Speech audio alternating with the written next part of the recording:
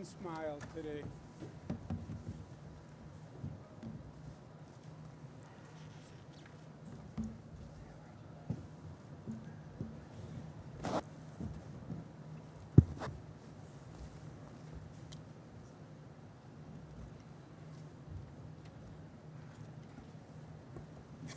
Here it is. Good morning, everyone. Let me introduce who we have with us today. From my far right, we have Jim Malatras, who is the president of Empire College, who I've worked with for many years and has been very helpful here on this mission. Our Commissioner of Health, Dr. Howard Zucker. To my left is General Patrick Murphy, who I'll say more about to say in a moment. And to his left is General Raymond Shields. Thank you for being here today. This is an amazing accomplishment. It's transformative. In just 1 week, the Javits Center looks entirely different. And this is a place that's literally going to save lives. Let me go through some facts, if I can, on a daily update of where we are, and then I want to make some comments to all the women and men who were assembled and did such a great job on this facility. The increase in the number of cases continues. We still see that trajectory going up. Those are the dates from March 3rd to March 25th. Strategy, plan of action all along. Step 1, flatten the curve. Step 2, increase hospital capacity. Flatten the curve, meaning if you do it as well as you can do it, hopefully there is no high point of the curve. There is no apex. It's a flatter, lower curve. Why? So the hospital capacity can keep up with it. That's what this is all about, not overwhelming the hospital capacity, and at the same time, increasing the hospital capacity that we have. So if it does exceed those numbers, which it will in most probability, that we have the additional capacity to deal with it. Flattening the curve, these are all sorts of measures that we put in place, barring non-essential workers, social distancing, closing bars, closing restaurants, all the things I did that made people very happy with me. But the way you make a decision is the benefit and the burden, right? The risk and the reward. We are battling a deadly virus. Is there an intrusion on daily life? Yes. Is there an intrusion on movement? Yes. Is there an intrusion on the economy? Yes. But what's on the other side of the scale is literally saving lives, and that's not rhetorical, that's not drama, that's fact. Public education is very important. It's important to all of us. On the other side of the balance beam is public health. I decided to close the public schools because I believed it was safer to close the schools and reduce the spread. We did that on March 18th. We said we would do it for 2 weeks, and then we would reassess the situation at the end of 2 weeks. 2 weeks ends on April 1. We also said that we would waive what's called the 180-day requirement that every school has to teach for 180 days. We would waive that, but that we would close the schools until April 1, and then we would reassess. Also, we said that every school district, before it closes, had to come up with plans to continue functions that they were doing, because school districts do more than just educate. They provide child care for essential workers, they provide schools, they provide meals in the schools. So everything that they were doing, they had to come up with a plan to mitigate the consequence of their closing, including distance learning for their students. I have to reassess because April 1 is just in a couple of days, and I believe the schools should remain closed. I don't do this joyfully, but I think when you look at where we are and you look at the number of cases still increasing, it only makes sense to keep the schools closed. They have to continue the programs they're doing. They have to continue the child care, continue the meals, continue the distance learning programs. I'll continue the waiver on what's called the 180-day mandate that they have to be in operation.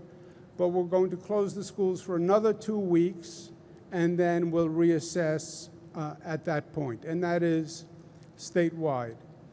At the same time, we're working to increase hospital capacity. What is the possible apex of the curve? It changes a little bit depending on the data day to day, but now we're looking at about 21 days for a possible apex. So we want to do everything we can to be ready for that increased capacity that could hit us in 21 days and ramp up the hospital capacity. We are doing everything we can. We're doing things that have never been done before. We're doing things that when we put them on the table, people thought they were impossible.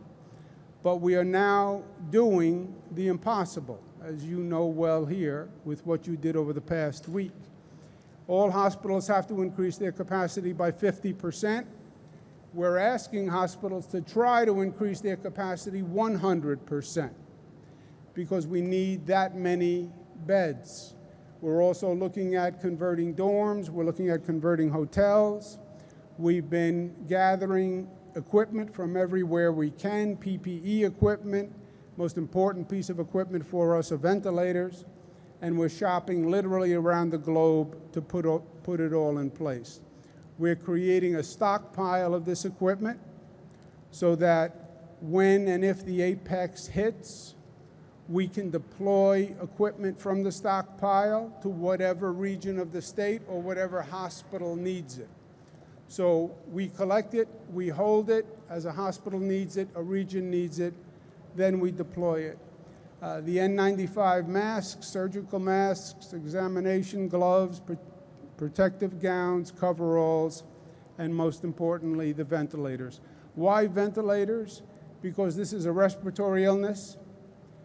People need ventilators who come in for acute care, and the people are on ventilators much longer than most patients are on ventilators. Most people are on a ventilator for 2, 3, 4 days. These COVID patients can come in and need a ventilator for up to 20 days. So you see why that need for ventilators is so important. And again, all of this is to make sure we're ready for that apex when the entire system is stressed and under pressure. And that's what we're working on. For the hospital capacity at the quote-unquote apex, we need 140,000 beds. We have 53,000 beds. That's why we're scrambling, and that's why we're asking you to do as much work as you're doing. We need 40,000 ICU beds. The ICU beds are the intensive care unit beds. They have ventilators. We have, when we started, 3,000 ICU beds with 3,000 ventilators. So you see how monumental the task, how monumental the mountain that we have to climb. Of the 140,000, how do we get to the 140,000? As I said, all hospitals increase by 50%. Some hospitals will increase 100%. They're going to get the Gold Star Hospital Award. I don't know exactly what that means, but we'll figure it out later. FEMA and the Army Corps and the National Guard have been working to put up these emergency hospitals. So far, we have planned for 4, the one we're in today at the Javits Center, one in Westchester County Center, one at Stony Brook, and one at Old Westbury. That would be 4,000 additional units. They are all underway as we speak, not as far along as your good work at Javits, but they are on their way. Again, with all of these beds, we still have a shortfall, so we're going to go to Plan B. What's Plan B? We're going to seek to build another 4 temporary emergency hospitals, which would get us another 4,000 beds. And we just have been scouting sites for a few days. We have settled on a few sites working with the Army Corps of Engineers. And I'm going to ask the President today if he will authorize another 4 temporary hospitals for us. I want to have 1 in every borough. I want to have 1 for the Bronx, Queens, Manhattan, Staten Island, Brooklyn, 1 for Nassau, 1 for Suffolk, 1 for Westchester, so everybody knows downstate, which is where the essence of the density is right now, that everyone equally is being helped and is being protected. We looked at a site in the Bronx at the New York Expo Center. It's a 90,000 square foot site. Seeing what we did here, we think it would work very well. And again, the Army Corps of Engineers has worked with us and looked at all these sites and thinks that these sites work. 1 in Queens at the Aqueduct Racetrack site, 100,000 square feet there. 1 in Brooklyn, what's called the Brooklyn Cruise Terminal. It's owned by the Port Authority, but it's a wide open space. We can convert it very easily, 182,000 square feet. And in Staten Island, the College of Staten Island, which is a CUNY facility, 77,000 square feet. Again, inside can be converted. It has power. It has climate control, et cetera.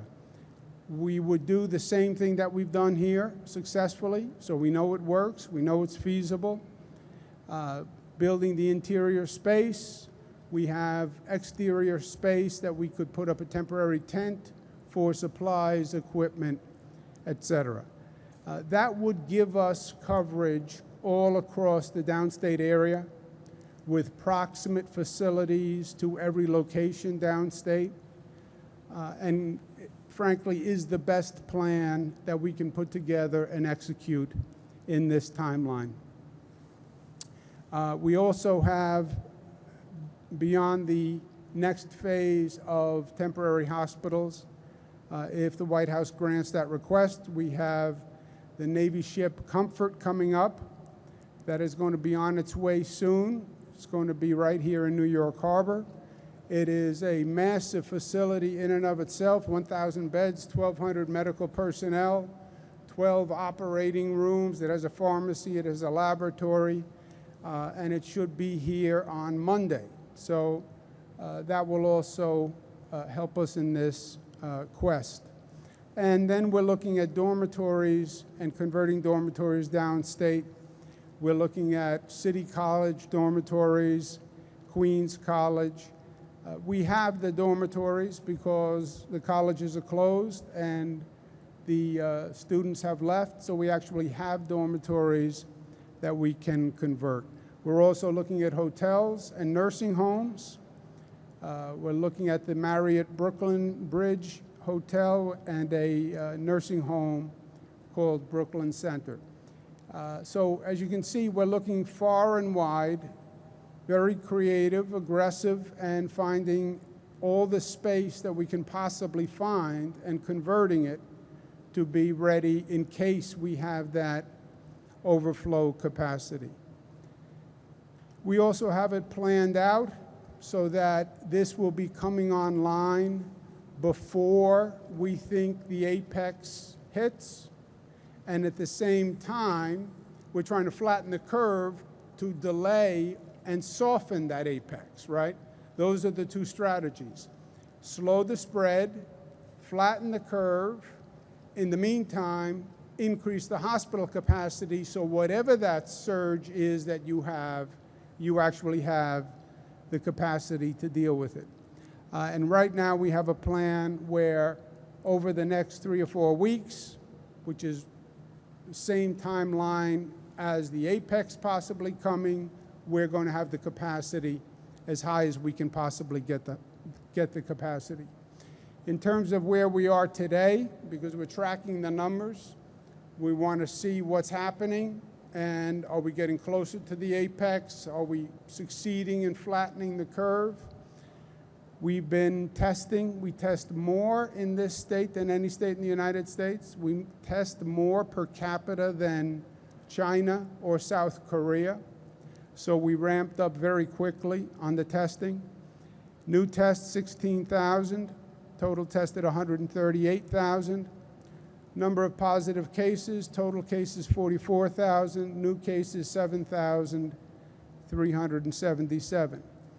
It continues to spread all across the state as it continues to spread all across the country.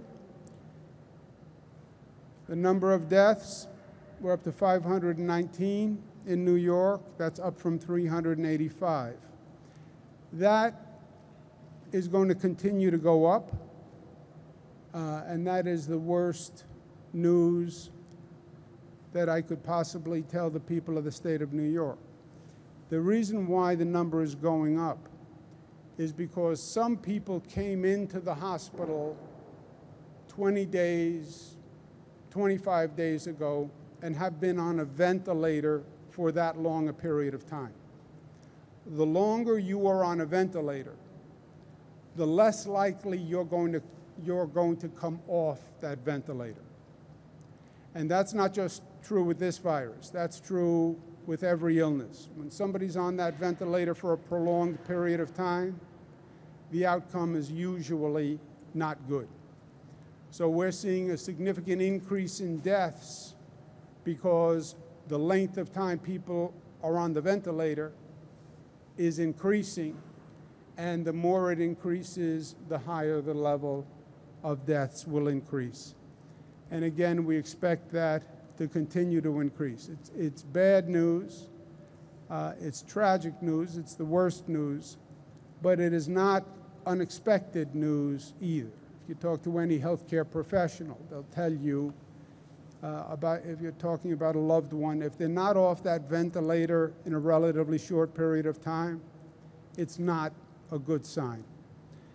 Overall, 44,000 people have tested positive, 6,000 currently hospitalized, 1,500 in intensive care units. That's up 290. Those are the people who need the ventilators. 2,000 patients have been discharged. That's up 528. So you have people coming into the hospital, getting treatment, and leaving the hospital. Most people who get the virus will never even go into the hospital in the first place, right?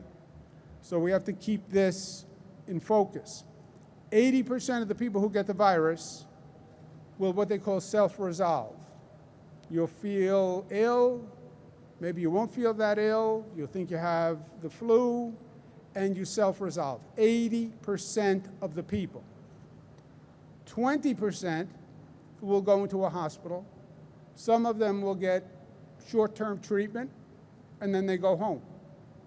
A very small percent, and they tend to be older people, more vulnerable people, people with an underlying illness. This respiratory illness compounds the problem they have. They had a compromised immune system. They were fighting emphysema. They were battling cancer. And on top of that, they now get pneumonia, which is what this coronavirus is. That's the population that is most vulnerable. They then go on to a ventilator. Some percentage get off quickly, some percentage don't get off. The longer they're on, the higher the mortality rate. New York is still by far the most affected state, both in terms of number of cases and in terms of number of deaths. Why? Because we welcome people here from all over the globe. So travelers came here, people from China came here, people from Korea came here, people who were traveling around the country and stopped in China and stopped in South Korea and stopped in Italy came here. And because we are a very dense environment. You know, social distancing, stay 6 feet away, that's hard in New York City, right? Walk down the sidewalk and tell me that you can stay 6 feet away from someone. We're so dense, we're so together, which is what makes us special, gives us that New York energy, gives us that New York mojo, it also, that density becomes the enemy in a situation like this. This is the total number of people who have been hospitalized, and we've been watching these numbers every day. We are now compiling the numbers, I think, in what's a smarter way. Before, we were getting individual patient data. Every hospital had to tell us about each individual patient, what their address was, where they came from, what the underlying illness was, and they had to put all that information together, which was very labor intensive. So it was erratic the way the information would come in. Sometimes the hospital was just too busy to put all that information together, so they didn't send it in until the next day or the day after. This is a more uniform set of data. This is all the number of people in that the entire number of people in that hospital who have the COVID virus, without getting into all the specifics of individual names and individual circumstances. So it's easier for them to get us this data. And you see again the steady incline in the number.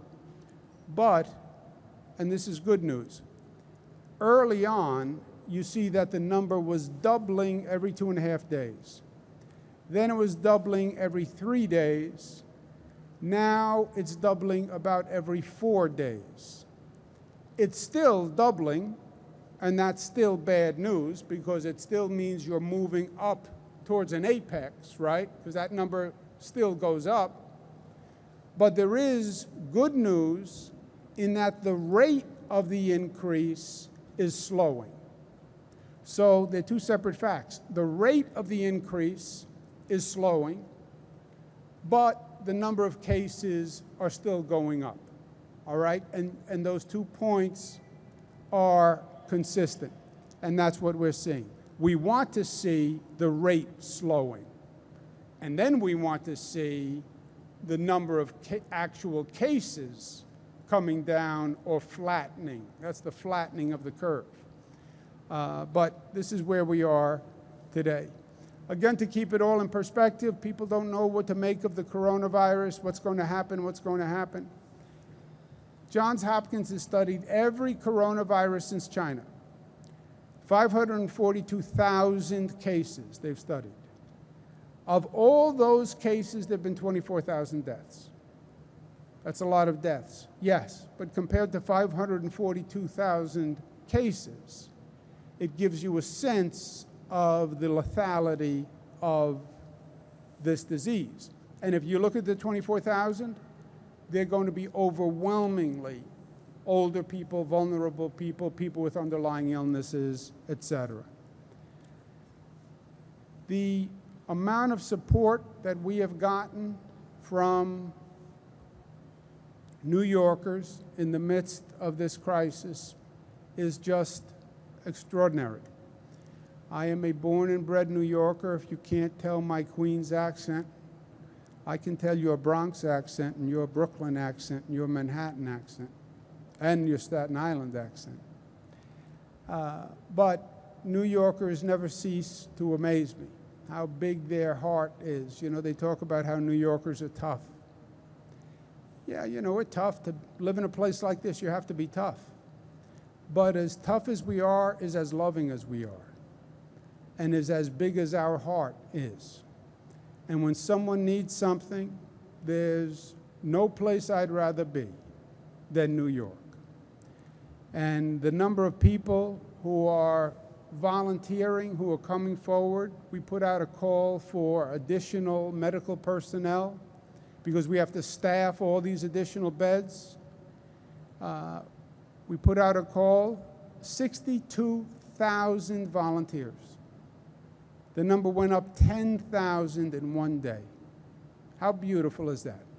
These are people who are retired, who did their duty, who could just sit at home, but they are coming forward. Same thing, we asked for mental health professionals who could provide mental health services electronically, over the telephone, through Skype, etc. Many people are dealing with mental health issues. This is a stressful, taxing situation on everyone, and isolation at home. You are home, you're home alone, day after day after day. That is a stressful situation. You don't know what's going on, you're afraid to go out, you're isolated with your family. That's a stressful situation. Not that we don't love to be with our family, we all do. But that can create stress. And there's no place to go, there's no one to talk to about that. So this mental health service over the telephone is very, very important. I want to speak to the most important people in the room for a moment, who are the people who are responsible for this great construction behind me. First, I'd like to introduce General Patrick Murphy, who's to my left. General Murphy is tested, smart, and he is tested tough. I've been with the general for 9 years. I've seen him in hurricanes and Superstorm Sandy and floods and everything Mother Nature could throw at us. I've seen him in attempted terrorist attacks. There is no one better. He leads from the front. He knows what he's doing. And you could not have a better commander at this time than General Patrick Murphy, and I want you to know that. I want to congratulate the Army Corps of Engineers for what they did here. I used to be in the federal government. I worked with the Army Corps of Engineers all across the country. I worked with them on the Pine Ridge Indian Reservation, building housing. And one of the officers of the Army Corps of Engineers is still in service and reminded me of that. They are top shelf, and what they did here is top shelf. I want to thank the Javits staff, which has really stepped up, and I want to thank our National Guard, because you are the best of us. You are the best of us. And whenever we call on you, you are there.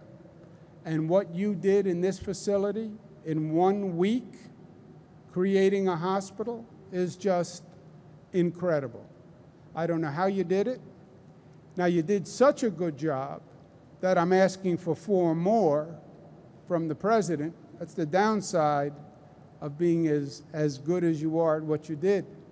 But what you did is really incredible. And I want to make 2 points to you. And I want to make 2 promises to you. This is a different beast that we're dealing with. This is an invisible beast.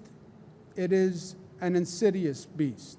This is not going to be a short deployment. This is not going to be that you go out there for a few days, we work hard, and we go home. This is going to be weeks and weeks and weeks. This is going to be a long day. And it's going to be a hard day, and it's going to be an ugly day, and it's going to be a sad day. This is a rescue mission that you're on. The mission is to save lives. That's what you're doing. The rescue mission is to save lives.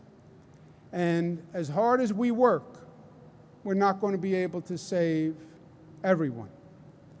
And what's even more cruel is this enemy doesn't attack the strongest of us. It attacks the weakest of us. It attacks our most vulnerable, which makes it even worse in many ways. Because these are the people that every instinct tells us we're supposed to protect. These are our parents and our grandparents. These are our aunts, our uncles. These are a relative who is sick. And every instinct says, protect them, help them, because they need us.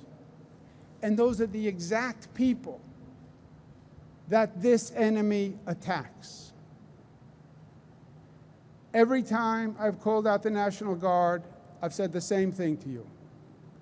I promise you, I will not ask you to do anything that I will not do myself, and I'll never ask you to go anywhere that I won't go myself. And the same is true here. We're going to do this, and we're going to do this together. My second point is, you are living a moment in history. This is going to be one of those moments they're going to write about and they're going to talk about for generations. This is a moment that is going to change this nation. This is a moment that forges character, forges people, changes people, make them stronger, make them weaker, but this is a moment that will change character. And 10 years from now, you'll be talking about today to your children or your grandchildren, and you will shed a tear because you will remember the lives lost. And you'll remember the faces, and you'll remember the names, and you'll remember how hard we worked and that we still lost loved ones. And you'll shed a tear, and you should, because it will be sad. But you will also be proud.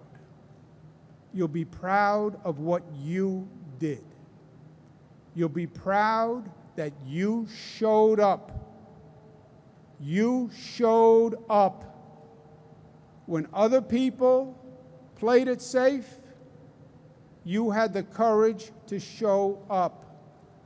And you had the skill and the professionalism to make a difference and save lives. That's what you will have done. And at the end of the day, nobody can ask anything more from you. That is your duty, to do what you can when you can. And you will have shown skill and courage and talent. You'll be there with your mind. You'll be there with your heart. And you'll serve with honor. And that will give you pride, and you should be proud. I know that I am proud of you. And every time the National Guard has been called out, they have made every New Yorker proud. And I am proud to be with you yet again. And I'm proud to fight this fight with you. And I bring you thanks from all New Yorkers who are just so appreciative of the sacrifice that you are making, the skill that you're bringing, the talent that you're bringing. And you give many New Yorkers confidence. So I say, my friends, that we go out there today and we kick coronavirus ass. That's what I say. And we're going to save lives, and New York is going to thank you. God bless each and every one of you.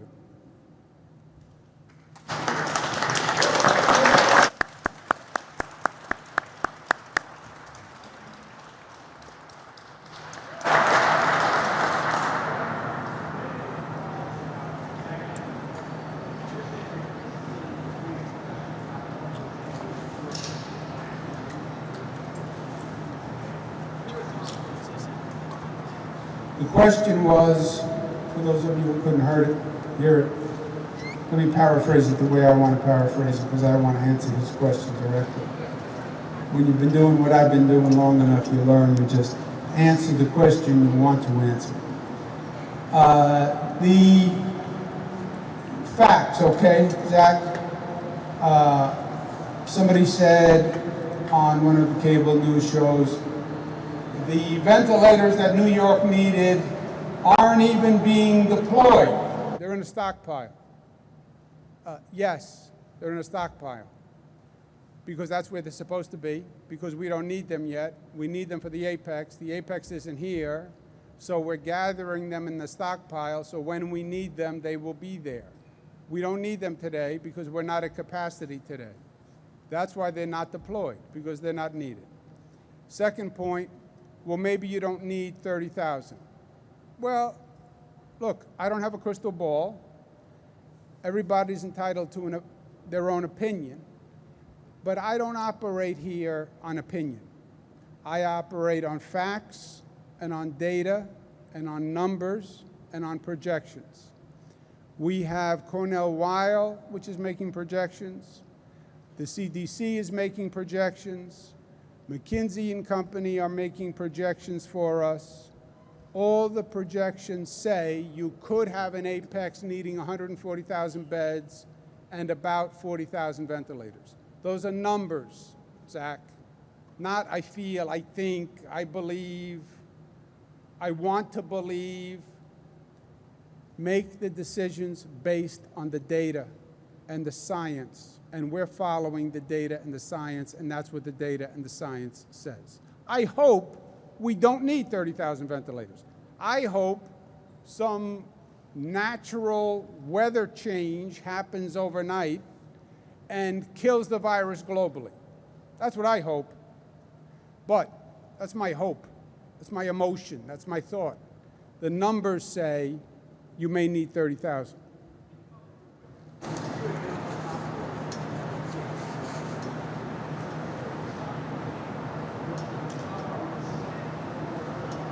You will see, as these numbers increase, you'll see hospitals reaching capacity. You'll see, if the numbers continue to increase, hospitals over capacity. That's this whole planning exercise. That's why we just are building a 1,000-bed facility here. That's why we're building 3 other 1,000-bed facilities. That's why I'm asking the president for another 4,000-bed facility, because those hospitals will reach capacity. So to be alarmed, well, the hospital is reaching capacity. Yeah, that's what we've been saying. That's what we've been planning for. That's why we're here.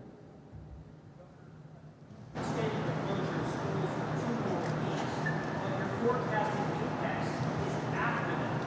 Does that not suggest to the workers that they have unrealistic expectations of things to be able to serve? Could you be extending that quickly? What I said is, initially when I closed the schools, I said, let's do it for 2 weeks and see where we are at the end of 2 weeks. 2 weeks is up. I said, let's extend it another 2 weeks and see where we are. And at the end of 2 weeks, if the same trajectory is going up and there hasn't been a change, then you're right. Then we'll extend it. Why not say today we're going to extend it for 4 weeks or 6 weeks or 8 weeks? Because I don't know what's going to happen. I don't know what's going to happen next week. Nobody knows what's going to happen next week. So 2 weeks, and then we'll reassess. But you're right, Andrew. If the numbers continue this way, then yes, in all likelihood, we'll extend it another 2 weeks. The slow rate of hospitalization, does that suggest to you that flattening the curve is working, or is there another explanation? I'll ask Dr. Zucker, but look, flatten the curve, there's only 2 things you can do, right? Life is options. 1, social distancing, which we have taken as dramatic an action as anyone anywhere. 2, testing to find the positive, isolate the positive, stop the spread. We're doing more testing than any place in the country, and per capita more than any place in the globe. So we're doing everything we can. Is that why the curve is slowing, or the doubling is slowing? I would think there's a correlation. I don't think it's a coincidence. And the rate of doubling is slowing, and that's the good news, but the curve is still going up. Doctor, do you want to add anything on that? I concur with what the governor is saying. There's a lot of different factors that can be involved in this. Obviously, the social distancing is, I believe, working, and the virus is not spreading to more individuals as well, it's spreading, but it's not ending up where the numbers of hospitalizations keep rising in a doubling rate as it was earlier. So I think that we'll have a better answer to this probably in a couple more days when we see the trend.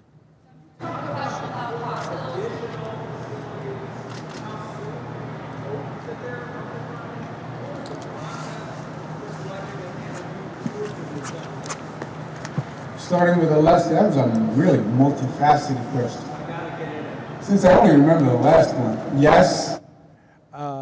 The criteria, you need a large open indoor space with power, with HVAC, with accompanying space where you can set up medical staff, supplies, a staging area.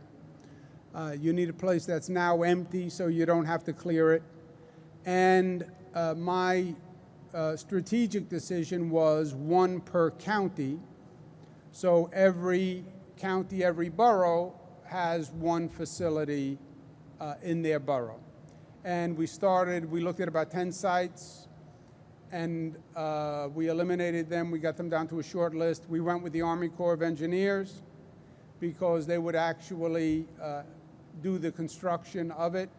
And we came up with a final list of these 4. I'm today going to send that list to the president, ask him to approve those 4. That would be an additional 4,000 units.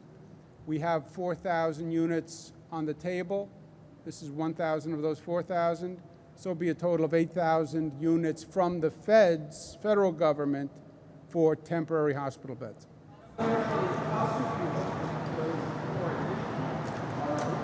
Well, the first step is the approval. So we need the approval first, and then the timeline to get them constructed is somewhere in the neighborhood of 10 days. But the first question is the approval. That's up to the president. Hospitals are now signing, and you're limiting the number of visitors that can come into their hospitals, and that policy is taking precedent for making it work all around. Do you support that policy? So we are looking at that policy. We recognize that this is difficult for many families. The hospitals, we are trying to figure out what would be the approach that we would have with this, but the hospitals have their or have the rights to the right to do something further than we would recommend. One family told me that their OB/GYN saw them without the 2 weeks because of had coronavirus, came back and said, "Oh, sorry, I went out." That those 2 patients are going back into the hospital. They feel like they've been exposed, and they feel like the hospitals aren't telling the patients who's been exposed to coronavirus. Can you elaborate more on what hospitals and your communications are doing to ensure that people that interact with them know that they are infected? So we are working closely with all the hospitals. The healthcare workers are on the front line, as the governor has mentioned before, and we are addressing what the necessary both precautions, which we're working with them, but also to provide information to their patients. And they have been very responsive, and obviously they're concerned about their patients.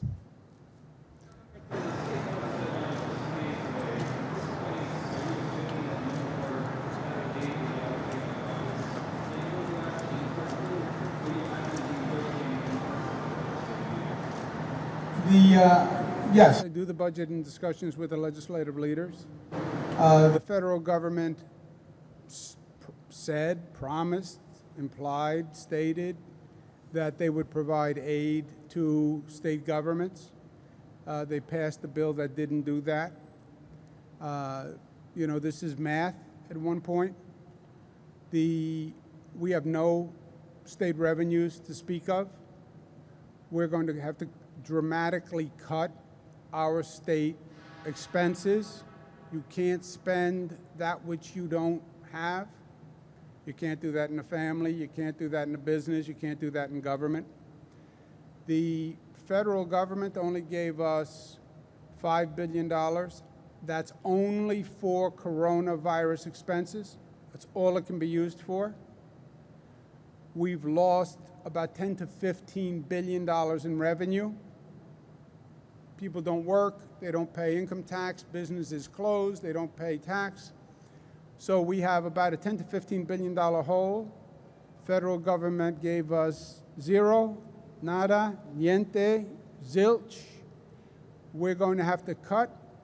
That's all New York terms, right? We're going to have to cut education aid because that's the #1 expense. And health care, we can use the $5 billion from the feds for the coronavirus care. But the main expense for the state budget is education. They know that. So when they didn't give the state funding, all they did was cut the education budget to the state of New York, which is a tragedy.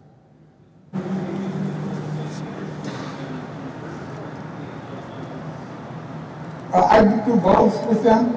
There's not a lot to negotiate. You know, when the number is 0, it makes it an easy budget to negotiate, because 0 is actually an easy number.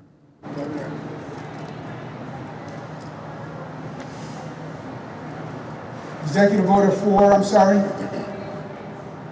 To freeze rents, we have said there would be no evictions for, There can be no evictions based on rent for 90 days.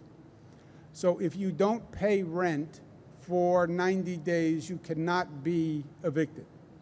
Have you considered closing down construction sites? Because a lot of these workers are working in close proximity. They may not have protective gear, and it doesn't seem like it's something necessary unless it's a utility doing emergency repairs. yeah, that's exactly what We did yesterday. The question was closing down construction sites. We're closing down non-essential construction sites. Some construction is essential, right, to keep the place running. But non-essential construction is going to be stopped.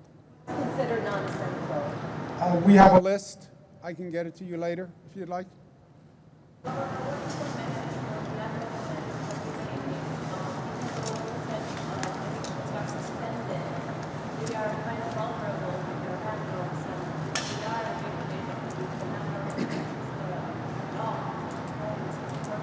Yeah, it is what I signed what's called an executive order. The governor has authority to do in a situation like this.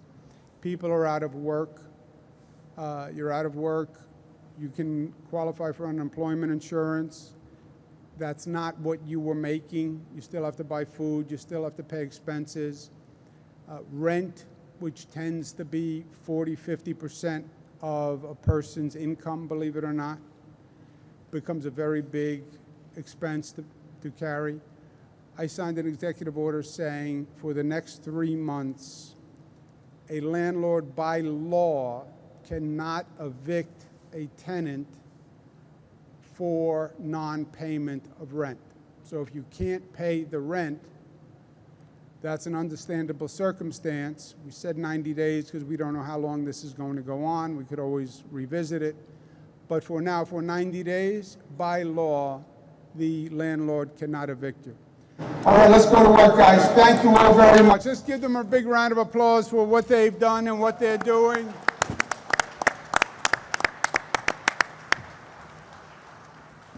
Thank you.